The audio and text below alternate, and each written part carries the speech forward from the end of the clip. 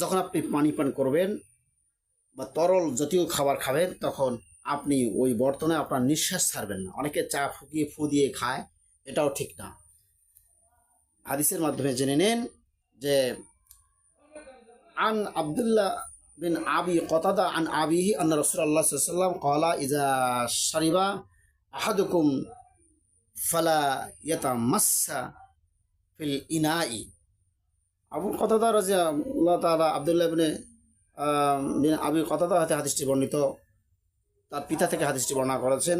রাসূল সাল্লাল্লাহু আলাইহি ওয়াসাল্লাম বলেছেন, তোমরা যখন পানি পান করবে বা তরল কিছু খাবে, তখন ওই পাত্রে তোমরা নিঃশ্বাস ছাড়িও না, কারণ এই নিঃশ্বাসটা আপনার অনেক বড় ক্ষতি হয়ে যাবে। কারণ আমরা যে নিঃশ্বাস ছাড়ি এটা গাছ গ্রহণ করে, আর গাছ থেকে আমরা কার্বন ডাই অক্সাইড গ্রহণ করি, অক্সিজেন গ্রহণ করি, আর আমাদের নিঃশ্বাসটা হচ্ছে কার্বন ডাই অক্সাইড, অ্যাসিড হয়ে যায়। এই জন্য আমাদের বেশিরভাগ লোকের কেন, প্রত্যেকটা মানুষের গ্যাস্ট্রিক হয় কেন, আমরা চা ফু দিয়ে খাই।